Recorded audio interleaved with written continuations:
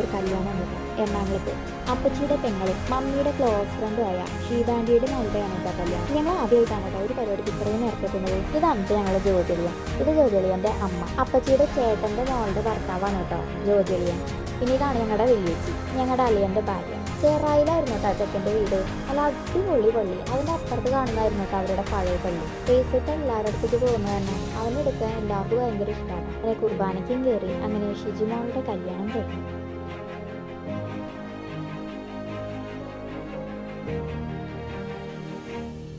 ഇതാണ് കേട്ടോ വിനീഷേട്ടൻ, മമ്മിയുടെ ചേച്ചിയുടെ രണ്ടാമത്തെ മോൻ. പിന്നെ എൻ്റെ ഇച്ചായനും വിനീഷേട്ടനും ഒരു ദിവസത്തെ വ്യത്യാസമുള്ളൂ കേട്ടോ. ഒക്ടോബർ 2 വിനീഷേട്ടനും ഒക്ടോബർ 3 ഇച്ചാനാണ് കേട്ടോ. ഇവര് 3 ആൺകുട്ടികളാണ് കേട്ടോ. ബാക്കി 2 പേരെന്നെ ഞാൻ പിന്നെ പരിചയപ്പെടുത്താം. ലോറൻസ് അങ്കിളിനെ കണ്ടപ്പോൾ ആളുടെ അടുത്തേക്ക് പോയിട്ടാണ്. പിന്നെ ആളെ നിർത്തിയിട്ടില്ല. പിന്നെ ഒരു ഉണ്ണിയായിട്ട് നല്ല കളിയായിരുന്നു കുറച്ച് നേരം. അങ്ങനെ പള്ളിയിലെ പരിപാടികളൊക്കെ കഴിഞ്ഞ് ഞങ്ങൾ നേരെ ഓഡിറ്റോറിയത്തിലേക്ക് വന്നു കേട്ടോ. ജ്യൂസൊക്കെ കുടിച്ച് ഞങ്ങൾ അങ്ങനെ ഹാളിലേക്ക് കയറിയിട്ടോ.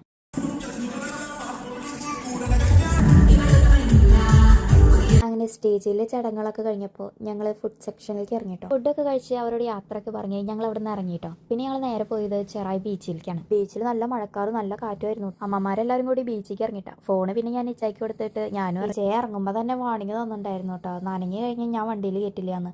അത് കാരണം ഞാൻ വെള്ളത്തിലേക്ക് അങ്ങനെ അധികം ഇറങ്ങിയില്ല കേട്ടോ.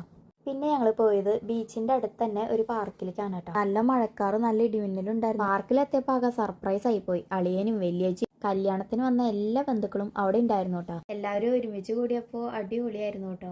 അളിയൻ മീൻ പിടിക്കാൻ ചൂണ്ടൊക്കെ ആയിട്ടായിരുന്നു കേട്ടോ വന്നിട്ടുണ്ടായിരുന്നത്. കുറച്ച് കഴിഞ്ഞപ്പോൾ അവർ പാലത്തിന്റെ അറ്റത്തേക്ക് പോയി മീൻ പിടിക്കാൻ.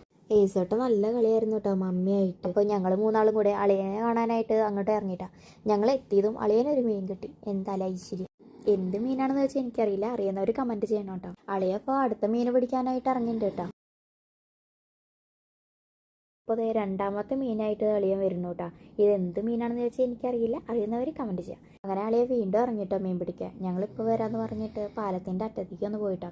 അടിപൊളിയായിരുന്നു കേട്ടോ. അങ്ങനെ കുറച്ച് കഴിഞ്ഞപ്പോൾ ഞങ്ങൾ അവിടെ നിന്ന് ഇറങ്ങിയിട്ടോ. നല്ല മഴ ഇടിമിന്നൽ വരണ കണ്ടപ്പോൾ ഞങ്ങൾ അളിയനോടും പെങ്ങളോടൊക്കെ യാത്ര പറഞ്ഞ് അവിടെ നിന്ന് ഇറങ്ങിയിട്ടോ വീട്ടിലേക്ക് തിരിച്ച്.